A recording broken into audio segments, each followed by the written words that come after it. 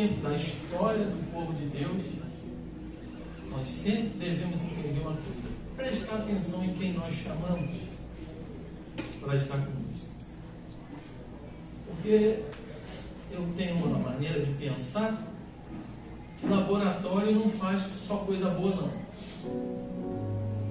Laboratório faz remédio, mas também faz veneno. E a vida de um homem é um laboratório. Se eu sou um profeta verdadeiro, eu tenho bênçãos e a palavra. Se eu sou um falso profeta, eu tenho uma má palavra e um veneno. É um assunto muito sério. E é bom a gente pensar sempre nisso. Então, irmão, o Salmo de número 19 fala das 3 formas de Deus falar com a humanidade. Irmãos, a Bíblia é um livro simples. Podem acreditar, qualquer um de vocês que ora, que amam a Deus, pode ter uma mensagem para qualquer pessoa necessitada. Aleluia. Aleluia. Aleluia. Glória a Deus. Ser pregador, irmão, não é coisa extraordinária, não. Simples. Então, irmãos, as 3 formas de Deus falar com a humanidade. Salmo de número 19, versículos de 1 a 6. Deus fala pelo argumento da natureza. Versículo de 7 a 9, Deus fala pelos princípios da sua palavra. E do 10 ao 14, Deus fala por meio do testemunho humano. Tá? E é por isso o escritor desse salmo, ele vem dizendo com bastante clareza que nós deveríamos olhar para o céu.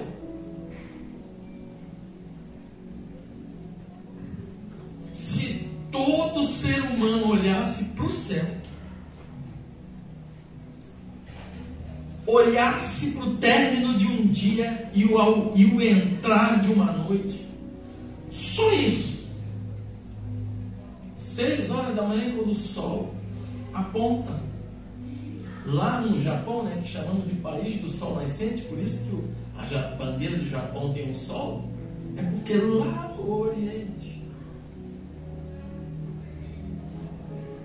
e ele percorre a terra e deita lá no ocidente, que é o poente, nascente e poente, né? Isso é uma maneira de Deus nos chamar a atenção de volta para Ele. Aleluia. Todos os profetas, vocês podem reparar isso. Quem tem hábito de ler a Bíblia vai entender o que eu estou falando. Todos os profetas usaram os argumentos da natureza para pregar. Eles não usaram uma coisa fora do comum. Moisés, por exemplo, capítulo 32 de Deuteronômio, versículo de 1 a 3. Ele diz assim: inclinai ouvidos, ó céu, e eu falei. Ouça a terra a palavra que sair da minha boca. Goteje a minha doutrina como chuva.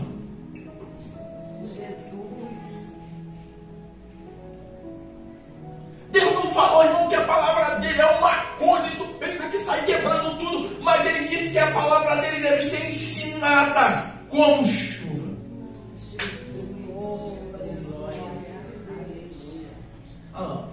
Os 4 aspectos do ensinamento da palavra de Deus. A minha doutrina como chuva, destile o meu dito como orvalho, como chuvisco sobre a relva, e como gotas de água sobre a relva.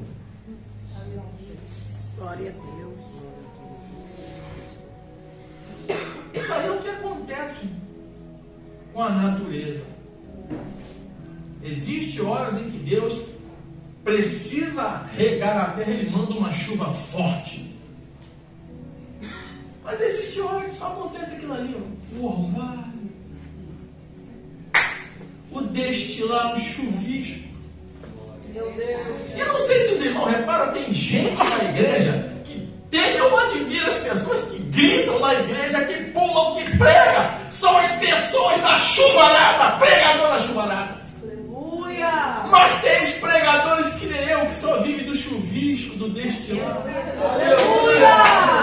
Mas ninguém na igreja é inútil. Aleluia. Se você aprender a ser você, você vai ser alguém para Deus. Se você quiser ser os outros, você não vai ser ninguém para Deus.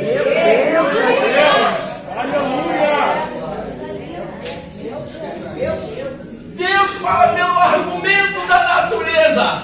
Você quer ser você ou você quer ser eu? Se você quiser ser eu, Deus não vai te aceitar, porque Ele só quer um monstro. Aleluia. Talvez fraquinho do jeito que eu sou, mas Ele só quer eu. Você não.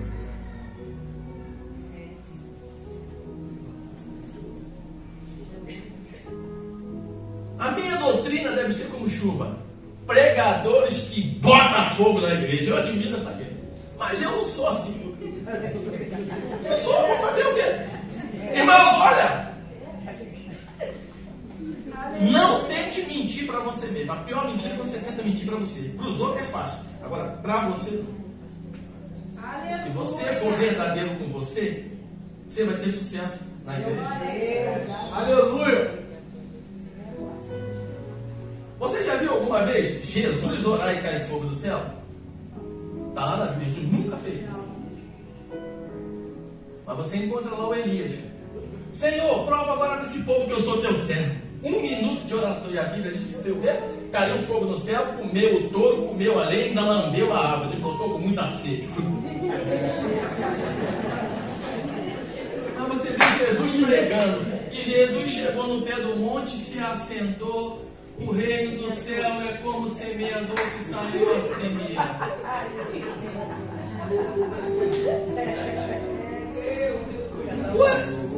Aleluia. Mas Jesus era tão bom que ele disse assim, olha, vocês depois farão coisas maiores do que eu fiz. Quem diz isso nesse mundo? Jesus falar que um pecador que nem eu faz obra mais do que ele. Você faz mais do que ele. Faz. Porque Jesus era simples, mas era autêntico. Glória. Então o Salmo de número 19, ele fala dos argumentos da natureza. Deus nos chama a atenção pelo aquilo que é normal, simples. Eita, glória. Isso não é muita coisa não. Deus só quer você. O resto ele faz. O resto ele faz. E é isso que a gente precisa aprender na igreja. Deus, onde tu precisa de mim? Eu não sei gritar, mas eu sei falar baixinho. Aleluia. Você quer ver uma coisa? Eu sou ruim de oração alta. Eu sou ruim de oração pública. Eu não consigo orar 5 minutos direto alto. Eu me atrapalho todo. Mas eu gosto do meu cantinho, da minha cama, Aleluia. da minha geladeira, lá atrás no fogãozinho. Aleluia. Aleluia. Oh, aleluia. Porque eu aprendi a me conhecer.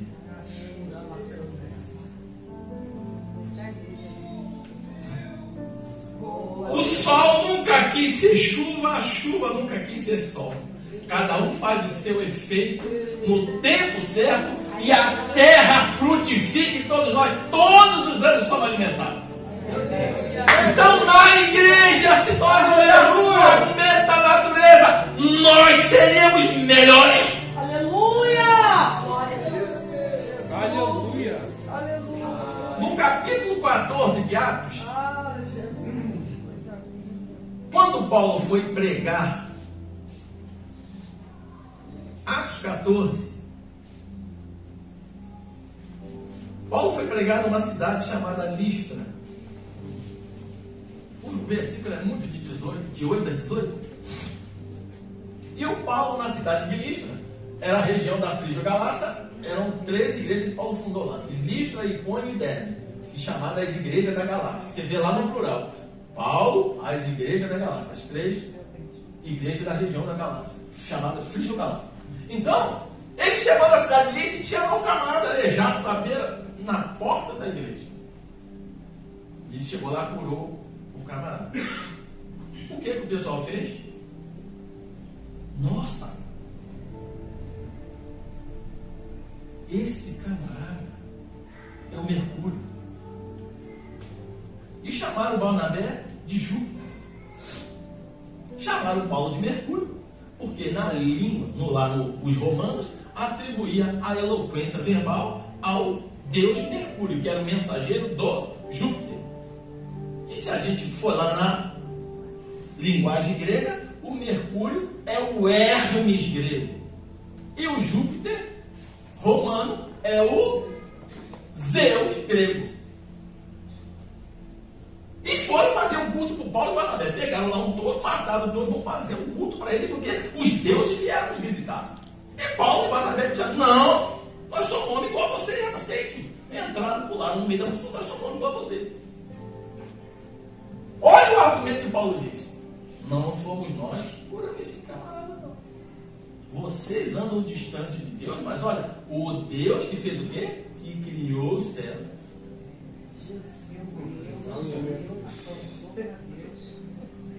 Ele deixou as nações andar no seu próprio ritmo de vida, porém nunca ficou sem testemunho. Ah, lá. Nós somos homens igual a vocês, sujeitos às mesmas paixões, anunciando que vocês se convertam dessas vaidades ao Deus vivo, que fez o céu, a terra, o mar e tudo que neles há. E bota mais um pouquinho aí, você vai ver. Porque, olha o testemunho de Paulo dá, que Deus fez o inverno, primavera, verão, as estações, deu comida a todo mundo, olha lá, dizendo essas coisas, olha lá. Testemunho, beneficiar o céu, dando chuvas e tempos frutíferos, enchendo de mantimento, de alegria o vosso coração. Por que o Paulo não começou a gritar? Vocês estão querendo substituir o culto de Deus, adorando o demônio? Paulo não usou o nome de demônio. Paulo usou os argumentos da natureza, dizendo: vocês devem se converter àquele que vos criou, àquele que tem cuidado de vocês todos os dias da vida de vocês. Aleluia. O poder de Deus está nas coisas simples. Aleluia. Eu orei, ele foi curado, mas não foi eu não, foi esse aqui, ó, que derrama chuva, tempos frutíferos sobre vocês. Nós temos as 4 estações, né? Inverno, verão, primavera, outono. Tudo ajustadinho por Deus, para alegrar o nosso coração. Então, irmãos, Paulo pregou sobre isso, ó, o argumento da natureza. Vocês estão afastados de Deus, vivendo na vaidade do vosso pensamento, porque basta olhar para o céu, olhar para a chuva, olhar para o pé de laranja, para o pé de maçã, que você vai encontrar Deus falando com você. Eu sou o seu Criador, eu cuido de você. Aleluia! Poderoso! Estamos distantes de Deus porque não olhamos para o argumento da natureza.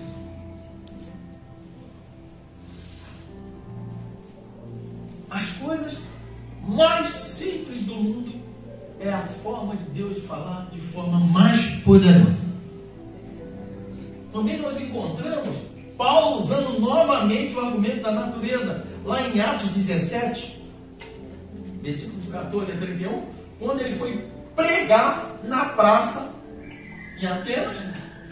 E os homens mais ilustres da cidade falaram: rapaz, esse cara está falando aí sobre um Deus estranho que a gente nunca ouviu falar. O que esse tagarela está falando? Vamos ouvir ele mais de perto. Levaram ele para onde só tinha doutor, lá no Areópago. Levaram Paulo para lá. E Paulo começou a falar. Olha só o versículo 24. Paulo começa a falar. E Deus, o Deus que fez o mundo e tudo que nele há, sendo o Senhor do céu e da terra, não habita em templo feito por mãos humanas. Olha lá. Não habita em templo feito por mão humana. Vai, mais à frente. Nem tampouco é servido por mão humana, como se necessitado de alguma coisa. Pois Ele mesmo é quem dá a todos a vida, a respiração em todas as coisas. E está perto de cada um de nós, porque por Ele vivemos, nos movemos e existimos. Aleluia! Meu Deus! O argumento da natureza, não. O homem mais vil desta terra, uma hora dessa está aí, ó. Respira, lança fora o gás, ruim. Entra aquele oxigênio novamente. E está aí vivendo. Pega o seu dinheirinho, o seu trabalho e vai lá no mercado e compra, ó, todas as coisas que Deus criou para sustentar a sua família. E nós não nos percebemos desse poder de Deus falar conosco por meio da natureza.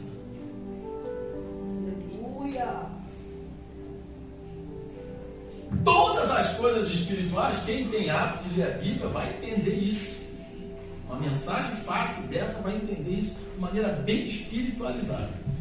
No capítulo 15 de 1 Coríntios, quando Paulo foi falar sobre a ressurreição, os crentes de Corinto estavam confusos. Como é que esse negócio de ressurreição? Quer dizer que o camarada morre e vai levantar de novo? Aí Paulo fala o quê? Olha, gente, vocês aqui gostam de plantação, não gostam? Você joga o quê? Uma semente na terra. O que ela tem que acontecer com ela?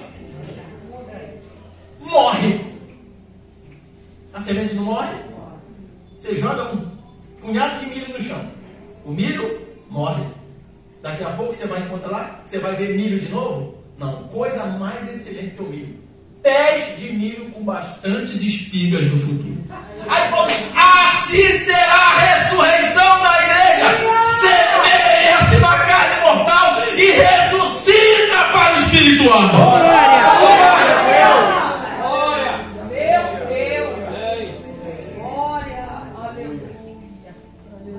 Como é fácil o evangelho.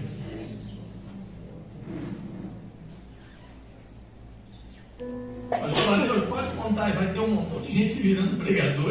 Aleluia! Aleluia! Glória a Deus! Ué?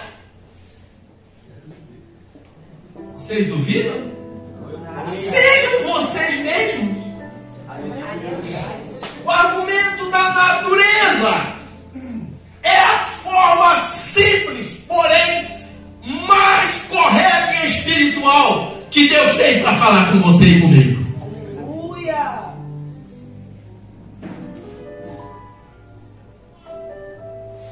Até de comida Jesus falava pregando. Hoje, O reino dos céus é semelhante a uma mulher que foi fazer um bolo e pegou o quê? 3 medidas de farinha, tacou semente e bateu tudo. Não foi isso que ele falou? E a massa fez o quê? Cresceu. Todo mundo sabe qual é o poder do fermento, não sabe?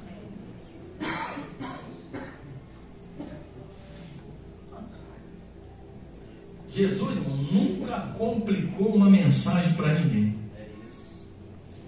Simples, porém chamativa. Chamava a atenção. Então, os argumentos da natureza, ele faz parte da primeira maneira de Deus nos atrair. O sol, a chuva, a neve, a neblina, todas essas coisas, de uma maneira simples, mas ajustadinho com o modelo da obra de Deus. Como Deus quer a palavra dele ensinada, pregada na igreja, na rua. Dessa forma. Tá? Provérbio 25, 25. Olha o que o profeta disse lá. Provérbio 25, 25. Como água fresca para uma alma sedenta, tais são nova vinda de um país distante ou de uma terra remota? Olha lá. Meu Deus. Ué?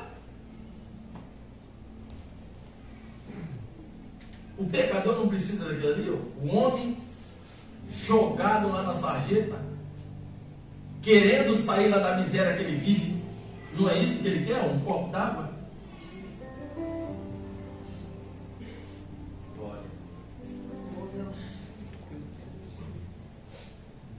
Não é isso que o homem quer? Não é isso que nós precisamos? Uma mensagem como uma água fria,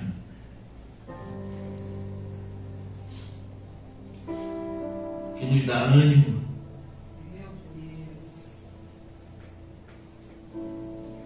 Interessante que a gente aguenta mais tempo sem comer do que beber água, né? Necessidade primária para o ser humano é aquilo ali, ó. Aleluia.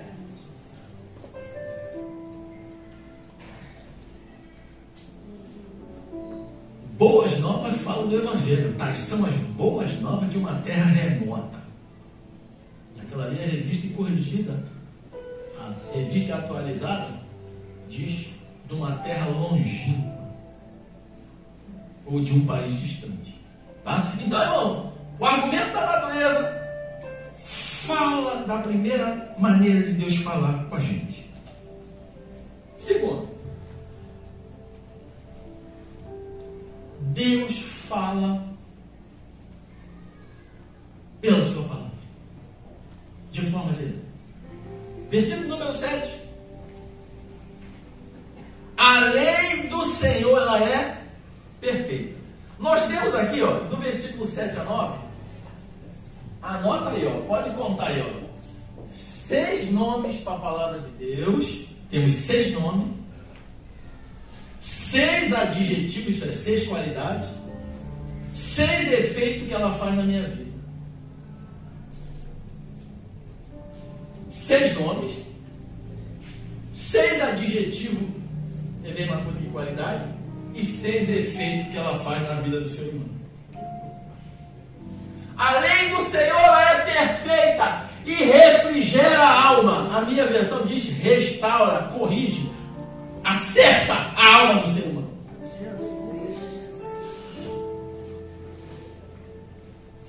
A Bíblia ensinada de forma correta e recebida de forma correta, ela ajusta a vida do pior pecador que pode existir. Aleluia. Aleluia. O único antídoto contra as manifestações do diabo e do pecado chama-se Bíblia, a palavra de Deus. A lei do Senhor, ela é perfeita. Aleluia. Nela, irmão, na Bíblia não tem coisas erradas. Uma vez chamaram Santo Agostinho e perguntaram a ele: ô Agostinho, tu acha que tem coisa errada na Bíblia? Ele falou: não. Mas não, tu acha que não tem? Ele falou: não. Aí ele disse: quando eu leio a Bíblia, que aparentemente eu acho que tem coisa errada nela, ou eu entendi mal, ou foi erro do copista. Deus nunca errou. Aleluia.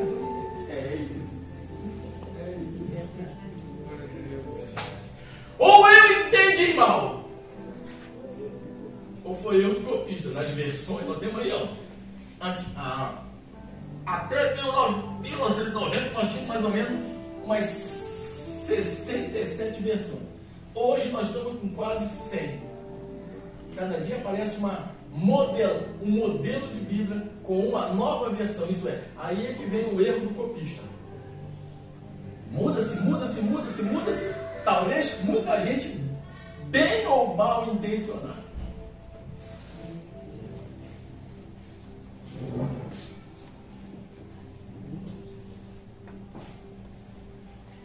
Ela é perfeita e restaura o amor. O testemunho do Senhor é fiel e dá sabedoria aos simples. Aleluia. Irmãos, ter sabedoria não é ser poliglota, não.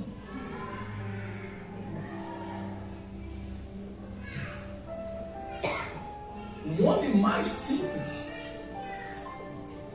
neste mundo, quando ele tem conhecimento da palavra de Deus, ele passa a agir com sabedoria. Estou dizendo homem no princípio da humanidade, tanto homem quanto mulher. Ele passa a agir com sabedoria.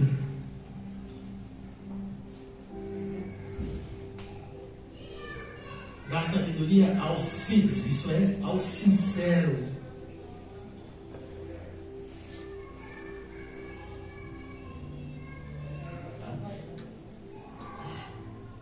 E é o que a gente mais precisa. Sabedoria.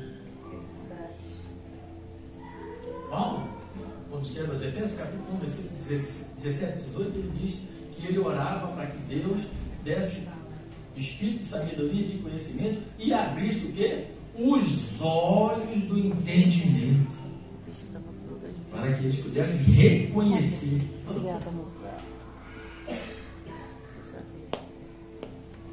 Os conselhos de espírito de sabedoria, de revelação, no pleno conhecimento dele. Esse agora.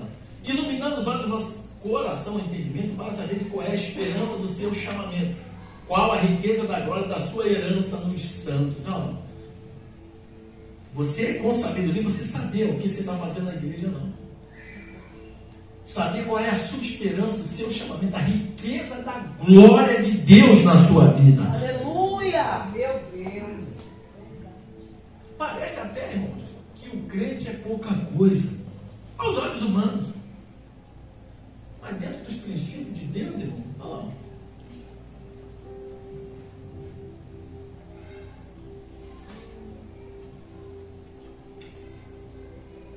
Os preceitos do Senhor são retos e alegram o coração. Irmãos, com toda a dificuldade que o crente passa, mas quando ele ouve a palavra de Deus, quando ele lê, o nosso íntimo tem alegria. Meu Deus! Aleluia! O coração, as nossas mais íntimas emoções e sentimentos são movidos pela palavra de Deus. Aleluia.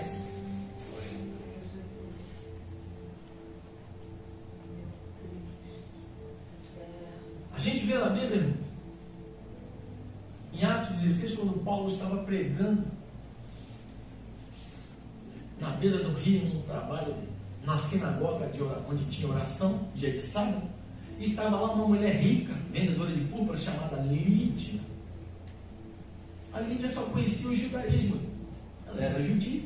Ela não tinha ainda conhecimento da manifestação do Evangelho. E quando ela ouviu Paulo pregar, a Bíblia diz que ela colocou o ouvido para ouvir o que Paulo pregava.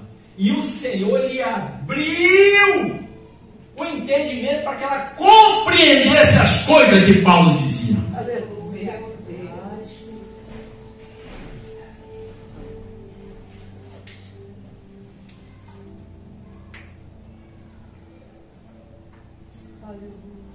O temor do Senhor é límpido e permanece para sempre. Para sempre. A palavra de Deus está firmada para sempre. Não são as minhas ideias. Uma vez eu estava num culto de ensinamento, aí eu falei assim, mas não mostra. Aquilo que a gente fala, Deus cumpre. Eu falei, depende do que você está falando. Jeremias 1, 11, 12, Deus mostrou para Jeremias uma vara. Ele falou, Jeremias, o que você viu? Ele falou, Senhor, eu estou vendo uma vara no meio do meio. Ele falou, viu bem. Eu velo pela minha palavra para fazer cumprir. Aleluia! História de homem Deus não confia não, mas o que ele manda alguém falar pode ser uma criança da igreja. Aleluia! Quando Deus mandou alguém falar, ele vai fazer.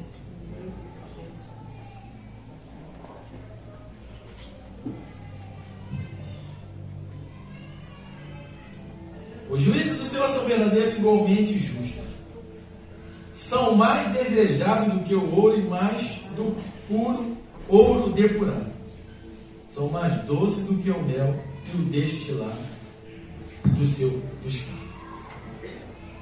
A doçura da palavra de Deus, a revelação da palavra de Deus, traz satisfação para o ser humano.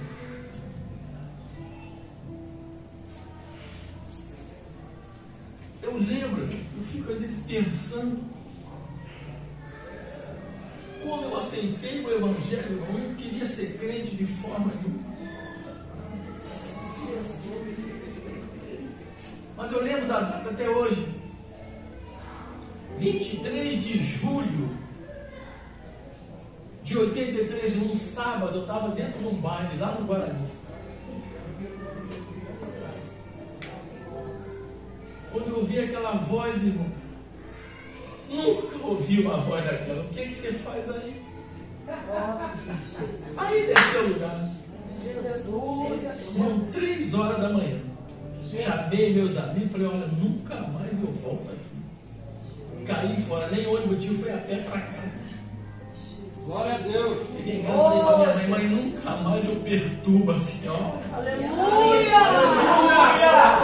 Nunca mais a senhora vai precisar me esperar chegar de madrugada, acabou. Glória a Deus. Oh, aleluia! São mais desejáveis que o ouro. Aleluia!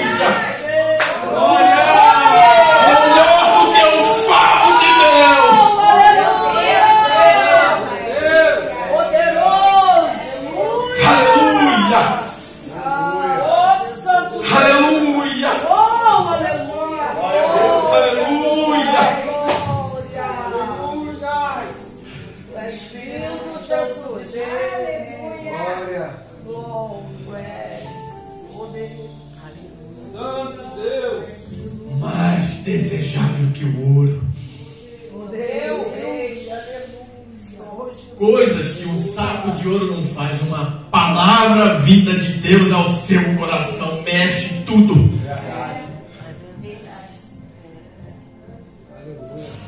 Um homem cheio de pecado com um saco de ouro na mão não vai nada, não vai entrar no céu. Mas um homem duro com a palavra de Deus no coração, ele é príncipe.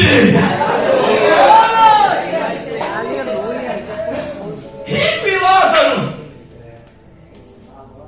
Rico e Lázaro. Na hora do vamos ver, chegou lá, pai Abraão. Rico olhou assim, esse cara. Não é que você não deva ter, não. Não prego contra a riqueza, não. Eu não sou doido. Um negócio gostoso desse. A Bíblia diz que Deus é rico, dono do ouro da prata. Espera ele jogar um saquinho lá em casa.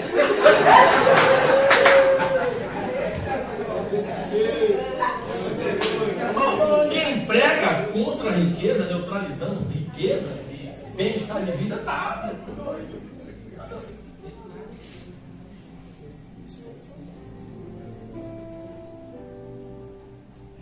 Provérbio 22, 1 e 2, bota aí na gente ver só. Quem é que dá?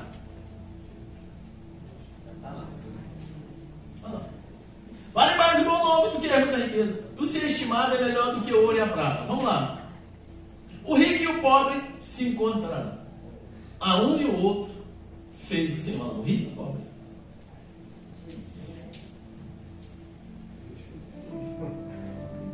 Olha que a gente às vezes não entende isso e quer questionar.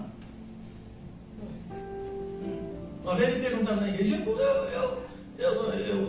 tenho um curso de doutrina na igreja muito livre, eu deixo os irmãos perguntar, porque a gente aprende com as perguntas dos outros. Você não aprende, às vezes, falando, você aprende ouvindo. E como é bom ver você ouvir crente com dúvida. Você aprende.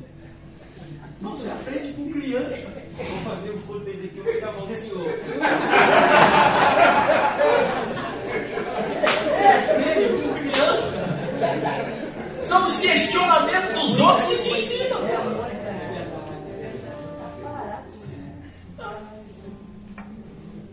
Você acha que os filósofos gregos eram tagarelas? Não, já.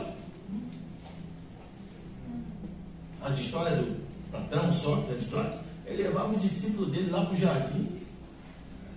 E aí, o que você acha daquilo? Ele não dizia o que você achou daquilo. Aí o discípulo começava, parará, e ele só. Fala, papagaio, que eu estou ouvindo. E é dessa forma que você aprende. Então, irmãos, de forma nenhuma. Ele é abençoador e nós precisamos entender os propósitos dele com cada um. Aí me perguntaram sobre o Antônio Hermínio de Moraes. Mas aquele camarada não serve a Deus, é rico.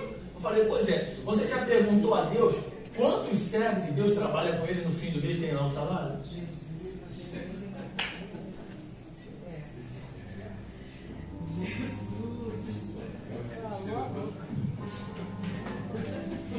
Você já perguntou isso para Deus?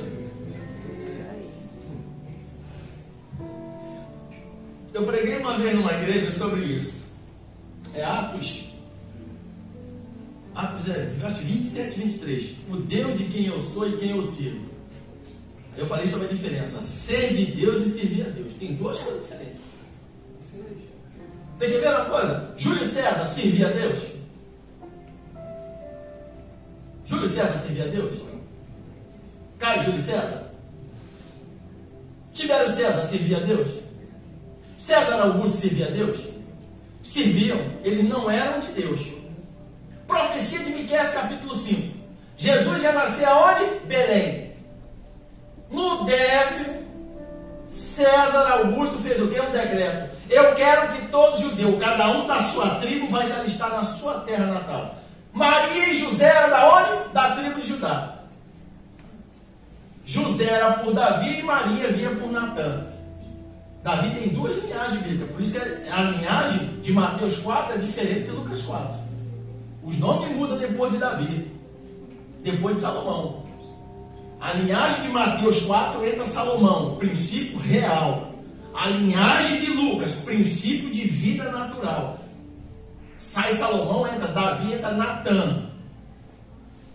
Lá no final se une as duas árvores para sair Jesus, descendente da mulher. Jesus não é descendente de homem, senão ele era pecador. Obra e graça do Espírito Santo com Maria.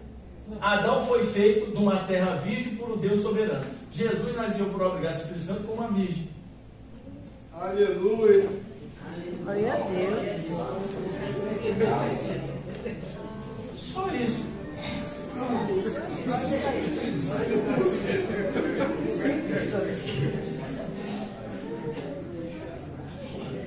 Então, irmão, Deus é bom demais. Vamos lá para a gente encerrar.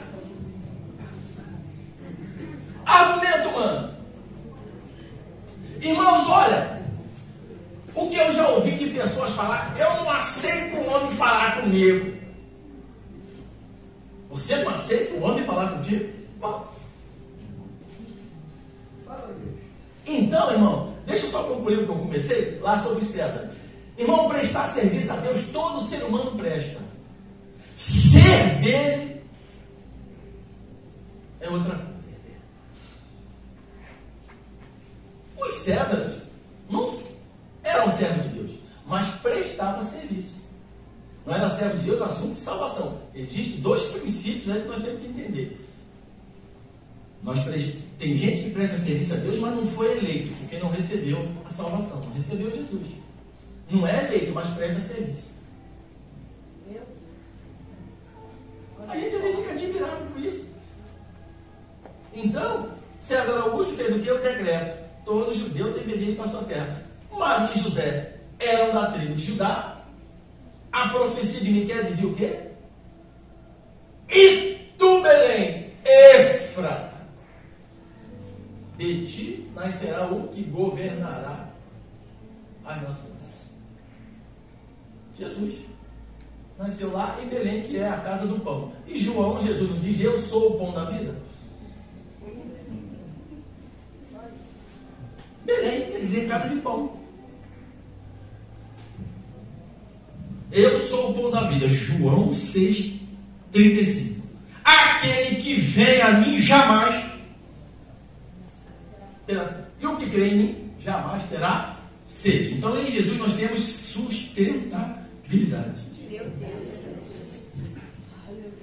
Tá? Então vamos lá. Argumento humano. Como é que eu não aceito o testemunho de alguém? Como? Por que eu rejeito?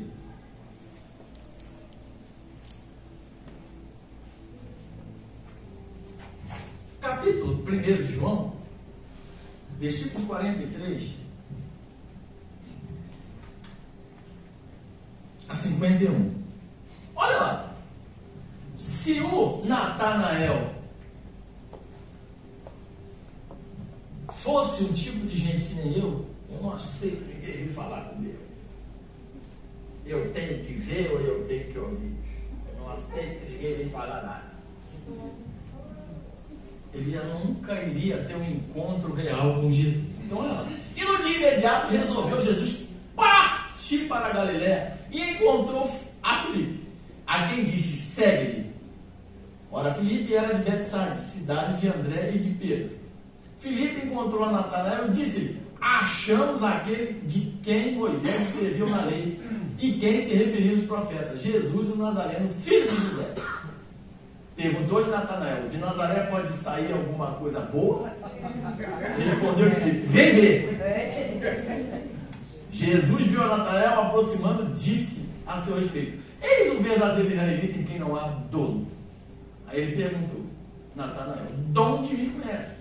Respondeu-lhe Jesus: antes de Filipe te chamar, eu te vi quando estava debaixo da figueira.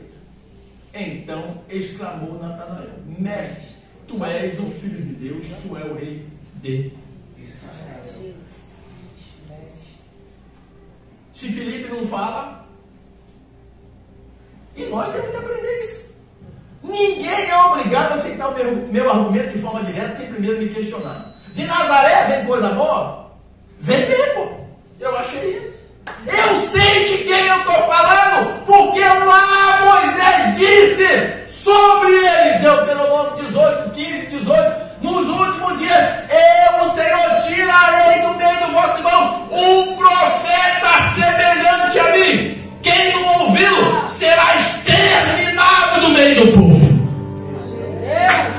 Glória! Filipe era conhecedor das Escrituras e estava aguardando o verdadeiro Jesus. Porque falso ele já tinha visto um montão aparecer. No dia que Jesus chamou Filipe, ele entendeu. Esse é o que Moisés escreveu nele. Também se referiu nele os profetas. E agora eu vou passar a dar testemunho. Olha, achei aquele de quem Moisés e o profeta falou da lei. Aí Natanael retrucou: pá, Nazaré não tem coisa boa não, lá só mora centurião, lá só mora gente ruim lá.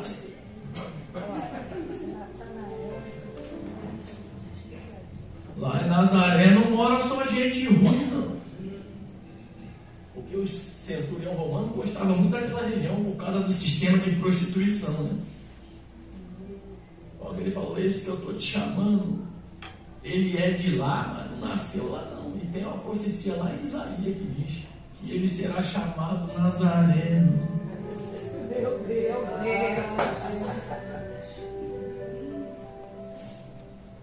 Isaías 49, o Isaías dá um grito e diz de onde Jesus viria.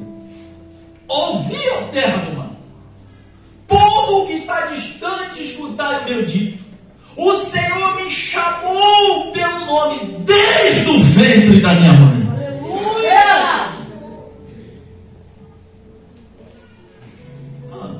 Jesus foi morar lá na terra do mar, Galiléia dos Gentios.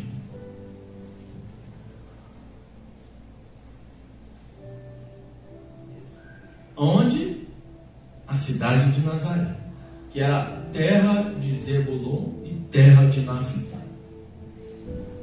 Também é profecia de Isaías. Nos últimos tempos, Deus tornou, nos primeiros anos, Deus tornou desprezível a terra de Zebulon e Naphtali. Porém, nos últimos, tornará glorioso o caminho do mar. O povo que vivia em trevas viu a luz.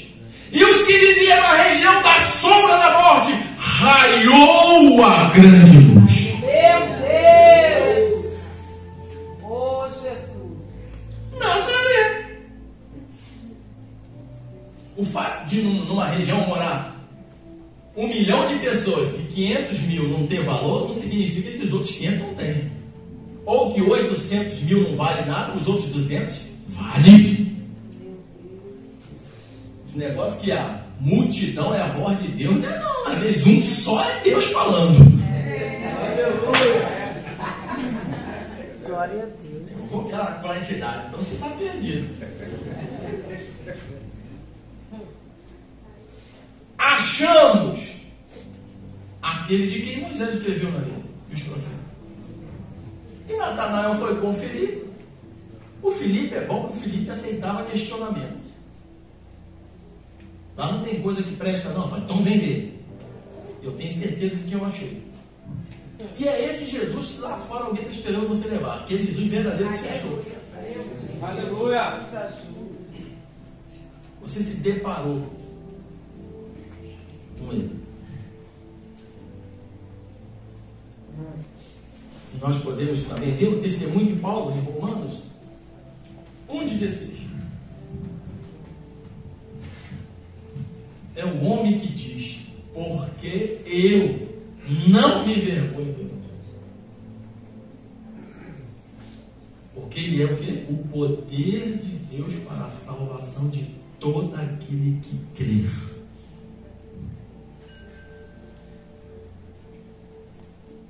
Primeiro do judeu, também do grego. O testemunho humano, irmão, vale muito. Porque você é um agente de Deus. E quem rejeita um testemunho humano corre muito risco.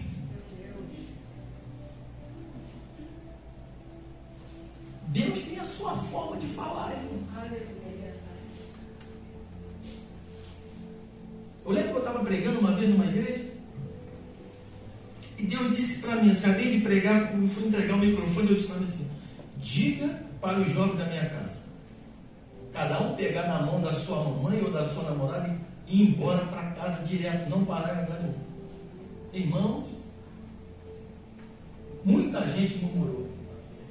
Irmão Washington está pensando que é dono da vida dos outros. Meu filho vai para onde quiser. Uma irmãzinha murmurou. Acabaram de sair da igreja, quase que os 2 filhos dela foram alvejados. Saiu um tiroteio na porta do botequim, para onde eles estavam passando. Voltou todo mundo correndo, chorando para a igreja.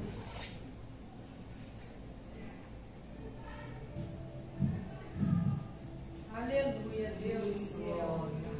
Meu Deus. O testemunho humano. E nós vamos encerrar. Deus precisa de você. Muito! Aleluia! Muito de você. Na sua simplicidade, na sua maneira de ser, seja você mesmo. Alguém precisa te ouvir. Aleluia! Aleluia! Oh, glória a Jesus. Lembra de um irmão? Ele trabalhava no escritório, ele falava muito bem, ele sempre dizia para o patrão dele: o senhor tem que aceitar Jesus porque Deus fez o senhor rico, o senhor tem que entender isso, o senhor tem que recompensar. Ele falou: não, Deus quer melhorar, Deus não precisa melhorar na minha vida não, eu já tenho tudo que eu quero, eu tenho carro, tenho casa, tenho apartamento, tenho um montão de coisa, tenho 2 empresas. Ele falou: não, quero não. Uma vez esse homem estava lá sentado na sua mesa de cabeça baixa e estava lá faxineiro. Aí ele falou: senhor, dona Maria, a senhora é da igreja? Ela falou: sou. Por que a senhora? Eu pago a senhora aí um salário e meio, a senhora está sempre alegre aí, limpando tudo, não reclama de nada. Eu tenho tudo e só vivo triste, murmurando. Ela falou: o senhor não tem tudo não? Ele falou: eu tenho, não tenho. Então o que falta para mim? Só falta o senhor aceitar Jesus para ter vida eterna. Ai, levantou a mão.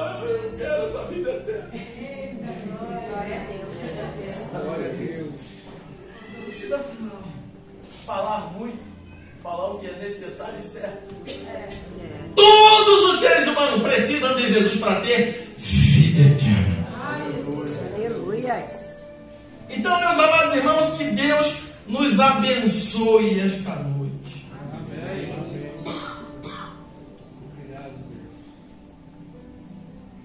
Testemunhe quem é Jesus na sua vida. Leia a Bíblia a hora que Deus vai te dar argumento no momento certo. Tá? Não deixe ninguém te rebaixar. Não. Irmão, não sabe o que fala direito. Fala do jeito que você sabe falar. Aprenda com Deus. Diga para Deus: Senhor, eu quero aprender a falar. Ele vai te ensinar. Como disse Isaías capítulo 28, teu Senhor ensina preceito sobre preceito, regra sobre regra, um pouco aqui, um pouco lá. Por acaso ensinaria coisa desmamada?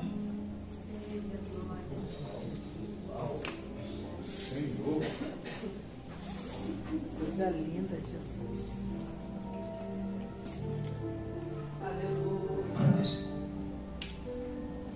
E o profeta Isaías diz o seguinte: que quem foi que ensinou o homem que trabalha na roça a aonde se lança o endro ou o cominho um instrumento de madeira e não de ferro?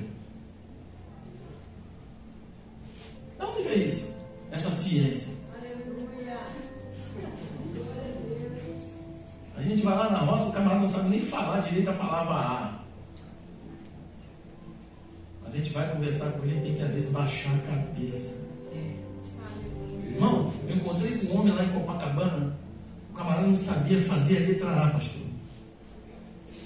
Aí ele olhou para mim assim, me abraçou e falou: eu queria conversar com o irmão. Eu falei: pode falar, meu irmão. Ele falou: eu queria falar com você sobre o amor de Deus. Ele falou: sabe por que muita gente está sofrendo no mundo?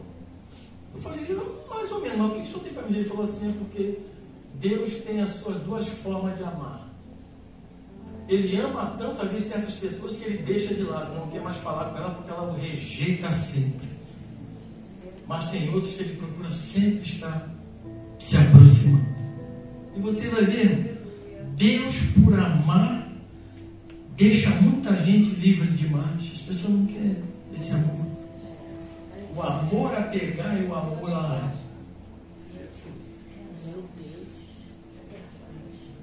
Cheguei então e falei para minha mulher: aprendi uma coisa lá em Copacabana com um homem que nem sabe falar direito. Eu falei: aprendi.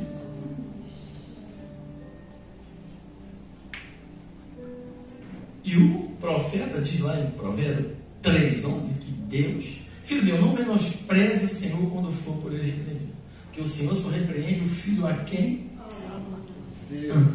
O amor a pegar. Quando você erra, Deus te dá uma coça, planta a bananeira, dá 3 pulos daquele que é obrigado que eu sou seu filho amado. Amém? Que Deus nos abençoe esta noite. E se um dia Deus quiser, eu volto.